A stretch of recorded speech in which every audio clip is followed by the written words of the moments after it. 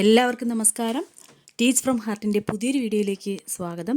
എൻ്റെ പ്രിയപ്പെട്ട NAS+2 വിദ്യാർത്ഥികളെ, ഞാൻ നിങ്ങളുടെ സ്വന്തം ശ്രീലേഖ ടീച്ചർ. നമ്മൾ 2024 ഏപ്രിൽ എക്സാമിൻ്റെ സോഷ്യോളജി എന്ന ക്വസ്റ്റ്യൻ പേപ്പറാണ് ഡിസ്കസ് ചെയ്യുന്നത്. 2 പാർട്ടുകളിലായിട്ട് കുറേ കാര്യങ്ങൾ നമ്മൾ മനസ്സിലാക്കി. ഇത് 3ാമത്തെ പാർട്ടാണ് ഈ വീഡിയോ. ഇങ്ങനെ പാർട്ടുകളായിട്ട്, അതായത് ഒരുമിച്ച് ഒരു വീഡിയോ ചെയ്തിടാനുള്ള സമയക്കുറവ് കൊണ്ടാണ് നിങ്ങൾക്ക് 2-3 പാർട്ട് അല്ലെങ്കിൽ 3-4 പാർട്ടുകളായിട്ടൊക്കെ വീഡിയോ നിങ്ങളിലേക്ക് എത്തുന്നത്. അപ്പോൾ അതെല്ലാവരും ഒന്ന് ക്ഷമിക്കുക. നമ്മളും ഒരുപാട് തിരക്കുകൾക്കിടയിൽ നിന്നാണ് നിങ്ങൾക്ക് ഇങ്ങനെ വീഡിയോ ചെയ്യുന്നത്. ഓക്കെ, അപ്പോൾ നമ്മുടെ ചാനൽ ആദ്യമായിട്ട് കാണുന്നവരാണെങ്കിൽ സബ്സ്ക്രൈബ് ചെയ്ത് സപ്പോർട്ട് ചെയ്യുക. പിന്നെ നിങ്ങൾ ആരെങ്കിലും നെക്സ്റ്റ് ബാച്ചിലേക്ക് അഡ്മിഷൻ എടുക്കാൻ താല്പര്യമുണ്ടെങ്കിൽ, പലരും ചോദിക്കാറുണ്ട്, ടീച്ചറെ ഓൺലൈൻ ക്ലാസ് ലഭ്യമാണോ എന്ന് ചോദിക്കാറുണ്ട്. എവിടെ ഇരുന്ന് നിങ്ങൾക്ക് പഠിക്കാം, ഓൺലൈനായിട്ടാണ് നിങ്ങളുടെ ഫീസ്, എക്സാം ഫീസ് എല്ലാം. അപ്പോൾ ക്ലാസ്സുകളും ഓൺലൈനായിട്ട് ഡെയിലി ക്ലാസ്സുകളിലൂടെ ആയിരിക്കും നിങ്ങളെ എക്സാമിലേക്ക് നയിക്കുക. അപ്പോൾ നിങ്ങൾക്ക് ചാനലിൽ കിട്ടുന്നതിനേക്കാളും നമ്മൾ തമ്മിൽ നേരിട്ടൊരു കോൺടാക്റ്റ് വരികയാണ് നമ്മുടെ ക്ലാസ്സുകളിലേക്ക്. ഏതെങ്കിലും സബ്ജക്റ്റിന് സ്പെഷ്യൽ ട്യൂഷൻ ആവശ്യമുണ്ടെങ്കിലോ അല്ലാതെ ട്യൂഷനായിട്ടോ അഡ്മിഷനോ ഏത് കാര്യത്തിന് നിങ്ങൾക്ക് എന്തെങ്കിലും ഡൗട്ട് ക്ലിയർ ചെയ്യാനോ ഒക്കെ എന്ത് ചെയ്യുക, നമ്മുടെ ചാനലിൽ കാണുന്ന നമ്പറിൽ കോൺടാക്റ്റ് ചെയ്യാം. ഓക്കെ, നമ്മളിന്ന് 3 മാർക്കിൻ്റെ ക്വസ്റ്റ്യൻസ്, 5 മാർക്കിൻ്റെ ക്വസ്റ്റ്യൻസുമാണ് നോക്കുന്നത്. കഴിഞ്ഞ ദിവസം 35 ക്വസ്റ്റ്യൻസ് വരെ നമ്മൾ ഡിസ്കസ് ചെയ്തു. 36ാമത്തെ ക്വസ്റ്റ്യനിലേക്ക് പോവുകയാണ്. 36A, how would you validate that mores is one of the important means of social control in present times. അതായത് മോർസ് എന്ന് പറഞ്ഞാൽ എന്താണ്? മോർസ് എന്ന് പറയുമ്പോൾ നമ്മുടെ ആചാരങ്ങൾ, വഴക്കങ്ങൾ എന്ന് പറയാം. ഇന്നത്തെ കാലത്ത്, പ്രസൻറ്റ് ടൈമിൽ, ഇന്നത്തെ കാലത്ത് സാമൂഹിക നിയന്ത്രണം എന്ന് പറയുമ്പോൾ സോഷ്യൽ കൺട്രോൾ, അതിനുള്ള പ്രധാന മാർഗങ്ങളിലൊന്നാണ് നമ്മുടെ ആചാരങ്ങൾ അല്ലെങ്കിൽ കീഴ്വഴക്കങ്ങൾ എന്നൊക്കെ നമ്മൾ പറയാം. ഈ പ്രസ്താവനയെ നിങ്ങൾ എങ്ങനെ സാധൂകരിക്കുന്നു എന്നാണ് ക്വസ്റ്റ്യൻ. നോക്കാം. നമുക്കറിയാം, ഇന്നത്തെ കാലത്ത് സാമൂഹ്യ നിയന്ത്രണത്തിനുള്ള പ്രധാന മാർഗങ്ങളിൽ ഒന്ന് തന്നെയാണ് എന്തെന്ന് പറയുന്നത് നമ്മുടെ ആചാരങ്ങളൊക്കെ, അല്ലേ? അത് നമ്മുടെ ധാർമ്മികമായ പെരുമാറ്റത്തെ സൂചിപ്പിക്കുന്നതാണ്. അവ നമ്മുടെ സമൂഹത്തിൻ്റെ മൂല്യ വ്യവസ്ഥയെ സ്വാധീനിക്കുന്നു. അതുപോലെ തന്നെ നമ്മുടെ ഒരു സോഷ്യൽ ഓർഡർ, സാമൂഹിക ക്രമം നിലനിർത്താൻ ലക്ഷ്യമിടുന്ന സാമൂഹിക നിയന്ത്രണങ്ങളാണ് ഈ മോസ് എന്നതുകൊണ്ട് ഉദ്ദേശിക്കുന്നത്. അതുപോലെ തന്നെ ഇത് നിർവചിക്കപ്പെട്ട സാഹചര്യത്തിൽ വ്യക്തികൾ തമ്മിലുള്ള ബന്ധത്തെ എന്ത് ചെയ്യുന്നു? ഇത് നിയന്ത്രിക്കുന്നു. പിന്നെന്താണ്? കൂടുതൽ കാര്യങ്ങൾ ബോധപൂർവം രൂപകൽപ്പന ചെയ്തിരിക്കുന്നതിനാൽ ഈ ആചാരങ്ങൾ ഇങ്ങനെയുള്ളവ എന്താണ്, അത് ലംഘിക്കുമ്പോൾ നമ്മുടെ ജീവിതത്തിൽ, അതിനെ പേടിക്കുന്നവരുണ്ടല്ലേ, ലംഘിക്കുമ്പോൾ അതൊരു എന്തെങ്കിലും തരത്തിലുള്ള ശിക്ഷയായിട്ടൊക്കെ മാറുന്നു. അങ്ങനെ ഒരുപാട് പ്രത്യേകതകളുണ്ട്. അപ്പോൾ ഇവിടെ ക്വസ്റ്റ്യൻ എന്തായിരുന്നു? How would you validate that mores in one of the important means of social control in present times. ഇന്നത്തെ കാലത്ത് നമ്മുടെ സാമൂഹ്യ നിയന്ത്രണത്തിനുള്ള പ്രധാന മാർഗങ്ങളിൽ ഒന്നാണ് ഏതെന്ന് പറയുന്നത് ഈ മോർസ് അഥവാ ആചാരങ്ങൾ എന്ന് പറയുന്നത്. അപ്പോൾ അതിനെ നിങ്ങൾ എത്രത്തോളം സാധൂകരിക്കുന്നു എന്നുള്ളതാണ്. ഓക്കെ, അപ്പോൾ നമ്മൾ പറഞ്ഞ ആൻസർ, നമ്മുടെ ഇന്നത്തെ കാലത്ത് സാമൂഹ്യ നിയന്ത്രണത്തിനുള്ള പ്രധാന മാർഗങ്ങളിലൊന്നാണ് ഈ ആചാരങ്ങളൊക്കെ. അവ എന്ത് ചെയ്യുന്നു? നമ്മുടെ പെരുമാറ്റത്തെ, ധാർമ്മികമായിട്ടുള്ള പെരുമാറ്റത്തെ സൂചിപ്പിക്കുന്നു. അവ സാമൂഹിക മൂല്യ വ്യവസ്ഥയെ സ്വാധീനിക്കുന്നു. അതുപോലെ തന്നെ നമ്മുടെ സമൂഹത്തിൽ എന്ത് ചെയ്യുന്നതിന്, ഒരു നമ്മുടേതായിട്ടുള്ളൊരു സാമൂഹ്യ ക്രമം രൂപീകരിച്ചെടുക്കുന്നതിന് ഇത് ഹെൽപ്പ് ചെയ്യുന്നു. ഇങ്ങനെ നിരവധിയാണ് ഏതിൻ്റെ ഈ ആചാരങ്ങൾ കൊണ്ടുള്ള, അല്ലെങ്കിൽ ആ ആചാരങ്ങൾ നമ്മുടെ സാമൂഹ്യ നിയന്ത്രണത്തിന് ഒരുപാട് പങ്ക് വഹിക്കുന്നു. നെക്സ്റ്റ്, അതിൽ 36B നോക്കാം. Define religion and explains its role as a means of social control. എന്താണ് മതം?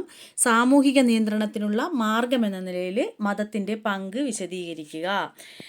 നമുക്കറിയാമല്ലേ, മതം വളരെയധികം പങ്ക് വഹിക്കുന്നതാണ് നമ്മുടെ ജീവിതവുമായിട്ട് ബന്ധപ്പെട്ട്. നമുക്ക് നോക്കുകയാണെങ്കിൽ ഏറ്റവും നമ്മുടെ ജീവിത കാര്യങ്ങളുമായിട്ട് വളരെയധികം പങ്കുവഹിക്കുന്ന ഒന്ന് തന്നെയാണ് എന്തെന്ന് പറയുന്നത് നമ്മുടെ മതങ്ങൾ എന്ന് പറയുന്നത്. അതും എല്ലാവരും നമുക്കിഷ്ടമുള്ള മതത്തിൽ വിശ്വസിക്കാനും അതുപോലെ തന്നെ എന്താണ് നമുക്കിഷ്ടമുള്ള രീതിയിൽ ആചാരാനുഷ്ഠാനങ്ങൾ നടത്താനും ഒക്കെ എന്ത് ചെയ്യുന്നു? മതം നമ്മളെ ഹെൽപ്പ് ചെയ്യുന്നു. അപ്പോൾ അതുമാത്രമല്ല, എന്താണ് ഏതെങ്കിലും രീതിയിലുള്ളൊരു ഈശ്വര വിശ്വാസമോ ഭക്തിയോ ഒക്കെ നമ്മൾ നമ്മുടെ മക്കളിലോ കുട്ടികളിലോ ഒക്കെ വളർത്തിയെടുക്കുന്നത് കൊണ്ട് തന്നെ എന്ത് ചെയ്യുന്നു? തിന്മകളും തെറ്റുകളും തെറ്റുകളും ഒക്കെ ചെയ്യാനായിട്ട് അവർ എന്ത് ചെയ്യുന്നു, പേടിക്കുന്നു എന്ന് തന്നെ നമുക്ക് പറയാം. അപ്പോൾ സാമൂഹിക നിയന്ത്രണത്തിന് ഒരുപാട് അത്യാവശ്യമായിട്ടുള്ള ഘടകം തന്നെയാണ് എന്തെന്ന് പറയുന്നത് മതത്തിൻ്റെ ചട്ടക്കൂടിൽ നിന്നുകൊണ്ട് പല തെറ്റുകളും ചെയ്യുന്നതിന് എല്ലാവരും എന്ത് ചെയ്യുന്നുണ്ട്, അതിനെ ഭയക്കുന്നുമുണ്ട്. അപ്പോൾ സാമൂഹിക നിയന്ത്രണത്തിനുള്ള മാർഗം എന്നുള്ള നിലയിൽ മതം ഒരുപാട് പങ്ക് വഹിക്കുക തന്നെ ചെയ്യുന്നു എന്ന് നമുക്ക് പറയാം. അതുപോലെ തന്നെയാണ് എന്താണ്, നമ്മൾ മതത്തെ ഇപ്പോൾ പല സാമൂഹ്യ ശാസ്ത്രജ്ഞരും അതിനെക്കുറിച്ച് ഒരുപാട് നിർവചനങ്ങളൊക്കെ പറഞ്ഞിട്ടുണ്ട്. നമ്മുടെ വിശ്വാസങ്ങളുടെ ആചാരങ്ങളുടെയൊക്കെ ഏകീകൃത സംവിധാനമാണ് മതമെന്ന് പറഞ്ഞിട്ടുണ്ട്. പാപത്തിൻ്റെയും പുണ്യത്തിൻ്റെയും ആശയങ്ങൾ ഏതിൽ വരുന്നുണ്ട്, മതത്തിൽ വരുന്നുണ്ട്. വിവാഹം, കുടുംബാംഗങ്ങൾ തമ്മിലുള്ള പരസ്പര ബന്ധങ്ങൾ, അതുപോലെ നമ്മുടെ സ്വത്ത് ബന്ധം, പിന്തുടർച്ചാ അവകാശ നിയമം, അനന്തരാവകാശം, അങ്ങനെയൊക്കെയുള്ള ഒരുപാട് കാര്യങ്ങൾ മതപരമായിട്ട് ബന്ധപ്പെട്ട് നിൽക്കുന്നവ ഇപ്പോഴും ഉണ്ട്. മത നേതാക്കന്മാരായിട്ടുള്ള വ്യക്തികളുടെ പെരുമാറ്റം നിയന്ത്രിക്കൽ, അതുപോലെ മതപരമായ ആഘോഷങ്ങൾ, ഉത്സവങ്ങൾ, കമ്മ്യൂണിറ്റി പ്രവർത്തനങ്ങൾ, ഇതൊക്കെ മതവുമായിട്ട് ബന്ധപ്പെട്ട് നിൽക്കുന്നു. ഇതെല്ലാം എന്ത് ചെയ്യുന്നു, ഇത് ഏതെങ്കിലും 3 സെൻറ്റൻസ് നിങ്ങൾ എഴുതിയാൽ മതി എക്സാമിന്. 3 മാർക്കിൻ്റെ ക്വസ്റ്റ്യനാണ്. അപ്പോൾ ഇതെല്ലാം മതവുമായിട്ട് ബന്ധപ്പെട്ട് അല്ലെങ്കിൽ നമ്മുടെ സാമൂഹ്യ നിയന്ത്രണത്തിൽ മതത്തിനുള്ള പങ്ക് തന്നെയാണ്. 37ാമത്തെ question, do you think that tribal people still face problems related to agriculture even after implementation of numerous measures by the government of India, justify your answer എന്നാണ്. അതായത് നമ്മുടെ ഇന്ത്യ ഗവൺമെൻറ് ഒരുപാട് നടപടികൾ നടപ്പിലാക്കിയ ശേഷവും ആദിവാസികൾക്കായിട്ട് ഒരുപാട് നടപടികൾ നടപ്പിലാക്കിയിട്ടുണ്ട്. എന്നാൽ അതിനുശേഷവും കൃഷിയുമായി ബന്ധപ്പെട്ട പ്രശ്നങ്ങൾ അവരിപ്പോഴും നേരിടുന്നുണ്ട് എന്ന് നിങ്ങൾ കരുതുന്നുണ്ടോ? അതിനെ ന്യായീകരിക്കാനാണ്. നമുക്കറിയാം, കൃഷിയുമായി ബന്ധപ്പെട്ട് ആദിവാസികൾ ഒരുപാട് പ്രശ്നങ്ങൾ അഭിമുഖീകരിക്കുന്നുണ്ട് അല്ലേ. അവർക്ക് യഥാർത്ഥത്തിൽ അവർക്ക് കൃഷിയുമായി ബന്ധപ്പെട്ടുള്ള ജലസേചനത്തിന് ഇപ്പോഴും ഉറപ്പുള്ള മാർഗങ്ങളൊന്നും തന്നെ ഇല്ല, ശരിയായ സ്രോതസ്സുകളൊന്നും തന്നെ ഇല്ല. കൃഷി അവർക്ക് വർഷം മുഴുവനും തൊഴിൽ നൽകുന്നില്ല, വർഷം മുഴുവനും അവർക്ക് മതിയായിട്ടുള്ള ഭക്ഷണം ലഭിക്കുന്നില്ല.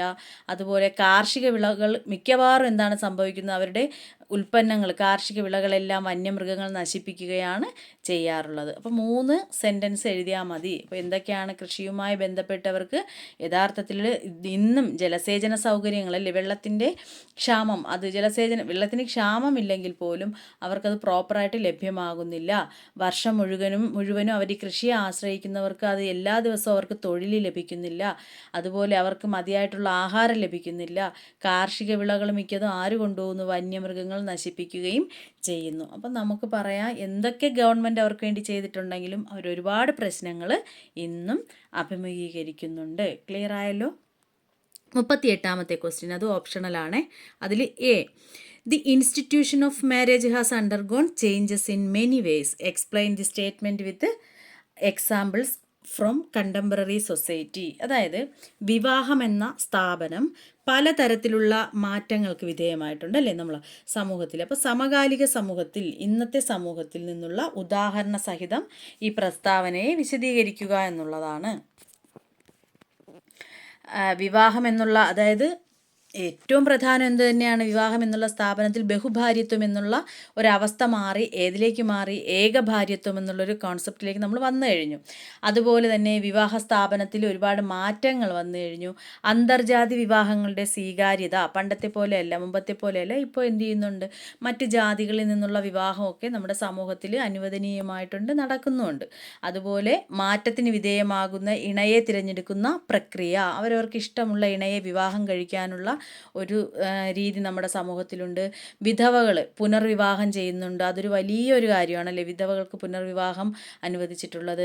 സ്ത്രീധന നിരോധന നിയമം, അത് എന്ത് ചെയ്യുന്നു, സ്ത്രീധനത്തെ നിരോധിക്കുന്നതിന് വേണ്ടിയിട്ട് അങ്ങനെ ഒരു നിയമമുണ്ട്.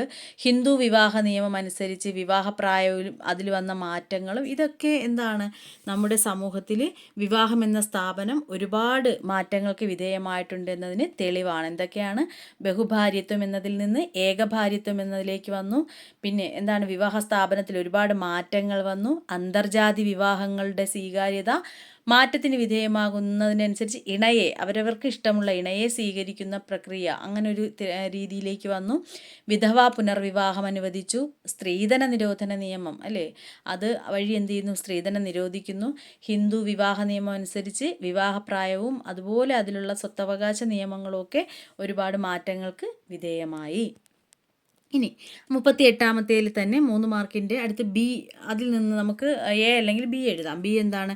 Compare concepts of social stratification as proposed by Karl Marx and Max weber.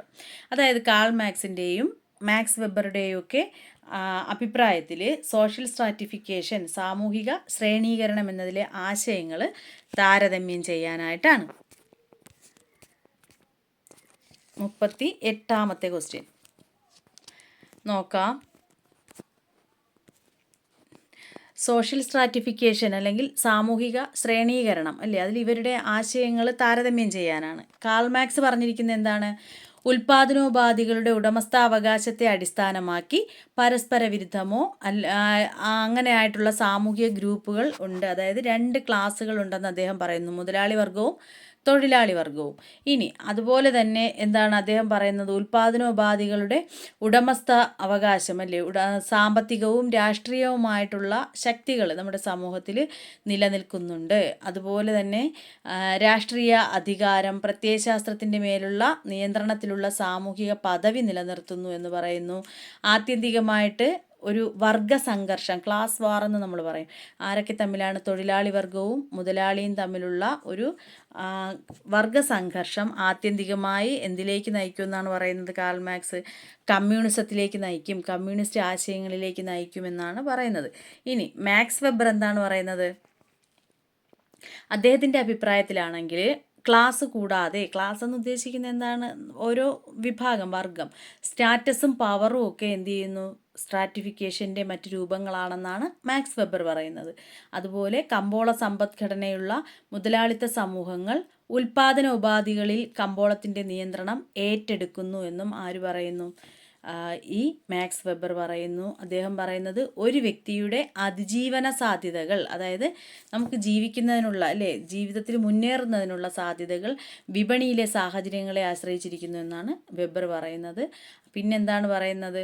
സാമ്പത്തികവും രാഷ്ട്രീയവുമായ അധികാരം കൈകോർക്കാനിടയില്ല ഇന്നത്തെ സമൂഹത്തിലെന്നും അദ്ദേഹം പറയുന്നുണ്ട്. അപ്പോൾ ഇതൊക്കെയാണ് ഇവരുടെ തമ്മിലുള്ള ആശയങ്ങളെ അല്ലെങ്കിൽ അതിനെക്കുറിച്ചുള്ള അഭിപ്രായങ്ങളെന്ന് പറയുന്നത്. 39-ാമത്തേത് മുതൽ 5 മാർക്കിൻ്റെ ക്വസ്റ്റ്യൻസ് ആണ്. Answer the following questions in around 500 words എന്നുള്ളതാണ്. 500 വാക്കിൽ കവിയാതെ ഉത്തരം എഴുതാനായിട്ടുള്ളത്. ഇനി അത് 5 മാർക്കിൻ്റേതാണ്. 39-ാമത്തെ question, discuss how the population explosion has created numerous socio economic problems. Population explosion, ജനസംഖ്യാ വിസ്ഫോടനം നിരവധി സാമൂഹിക സാമ്പത്തിക പ്രശ്നങ്ങൾ സൃഷ്ടിച്ചത് എങ്ങനെയാണ് എന്നാണ്. ജനസംഖ്യാ വിസ്ഫോടനം ഒരുപാട് സാമൂഹ്യ പ്രശ്നങ്ങൾ ഉണ്ടാക്കാറുണ്ട്. ജനസംഖ്യ ഇങ്ങനെ ക്രമാതീതമായി വർദ്ധിച്ചുകൊണ്ടിരിക്കുന്നത് ഒരുപാട് ദോഷങ്ങളിലേക്ക് പോകുന്നുണ്ട്. പ്രധാനമായിട്ട് എന്താണ്? ദാരിദ്ര്യം, പിന്നെ പാർപ്പിടത്തിൻ്റെ അഭാവം, പിന്നെന്താണ്? ഭൂരഹിത അവസ്ഥ, അതായത് ഭൂമിയില്ലാത്ത അവസ്ഥ, എല്ലാവർക്കും താമസിക്കാൻ ഷെൽട്ടറോ ഭൂമിയോ ഒന്നും ലഭിക്കാത്ത അവസ്ഥ. നിരക്ഷരത എന്ന് പറഞ്ഞാൽ വിദ്യാഭ്യാസം, ജനസംഖ്യ കൂടുന്നതിനനുസരിച്ച് നമുക്ക് എല്ലാവർക്കും വിദ്യാഭ്യാസം ചെയ്യാനുള്ള അവസരം ഉണ്ടാകുന്നില്ല. തൊഴിലില്ലായ്മ, എല്ലാവർക്കും പ്രോപ്പറായിട്ടുള്ള തൊഴിൽ ലഭിക്കുന്നില്ല. പോഷകാഹാരക്കുറവുണ്ടാകുന്നു. ഇതൊക്കെ തന്നെയാണ്. അപ്പോൾ ഇതിലേതെങ്കിലും 5 പോയിൻറ്റ്സ് ആണ് എഴുതാനുള്ളത്. ഏതൊക്കെയാണ്? ദാരിദ്ര്യം, 2 പാർപ്പിടത്തിൻ്റെ അഭാവം, 3 ഭൂരഹിതത, 4 നിരക്ഷരത, 5 തൊഴിലില്ലായ്മ, 6 പോഷകാഹാരത്തിൻ്റെയൊക്കെ അപര്യാപ്തത. 40-ാമത്തെ ക്വസ്റ്റ്യൻ, 40-ൽ അതും മൾട്ടിപ്പിൾ ചോയ്സ് ആണ്. A, describe why indebtedness persist among OBCs. OBCക്കാർക്കിടയിൽ കടബാധ്യത നിലനിൽക്കുന്നത് എന്തുകൊണ്ടാണ്?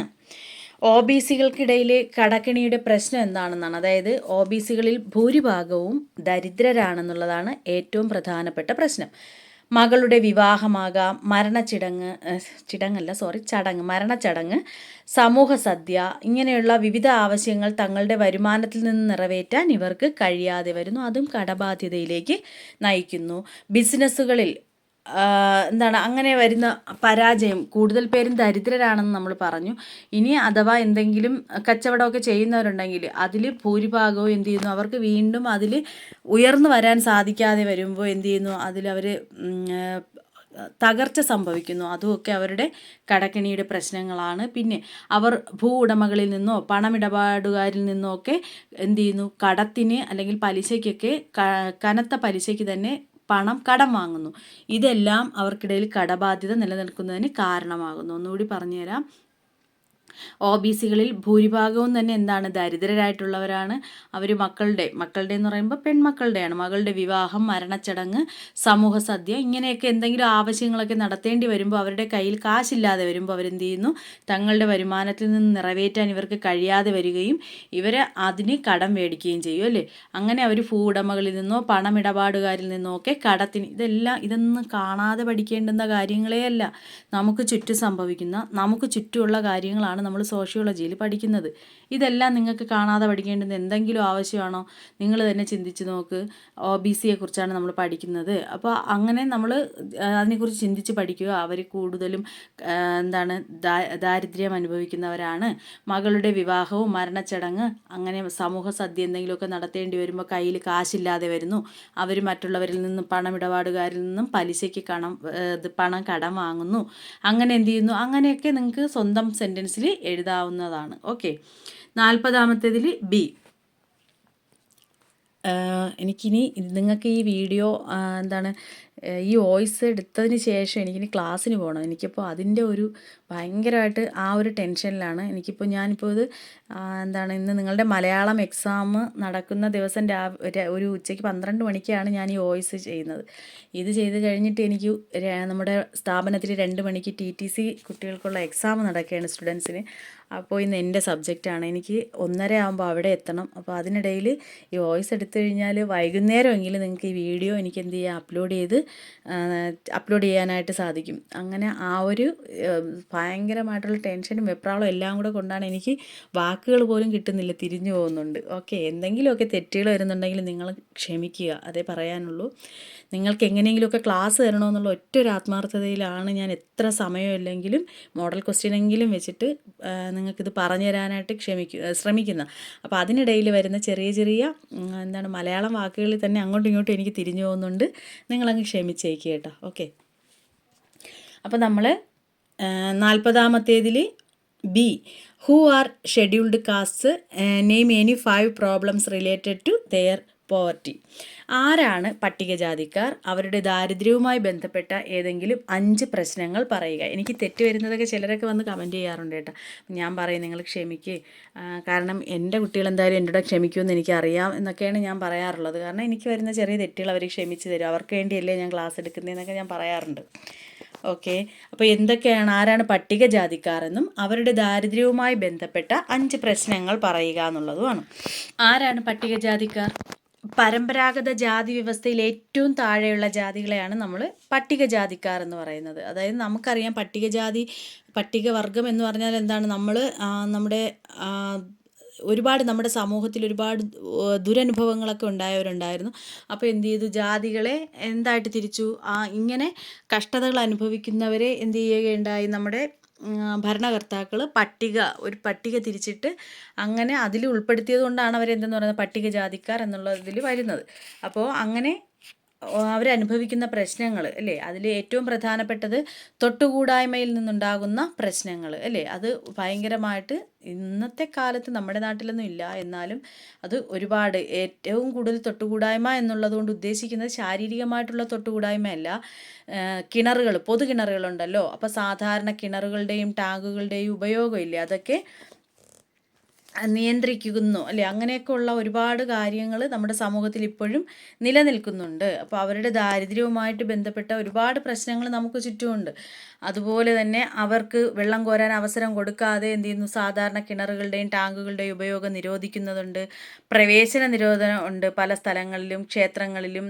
ഇവിടെ നമുക്ക് പ്രശ്നമില്ലെങ്കിലും നമ്മൾ ഉത്തരേന്ത്യയിലോട്ടൊക്കെ പോയി കഴിഞ്ഞാൽ ഇപ്പോഴും ഇങ്ങനെയൊക്കെ കഷ്ടതകൾ അനുഭവിക്കുന്ന ധാരാളം പേരുണ്ട്.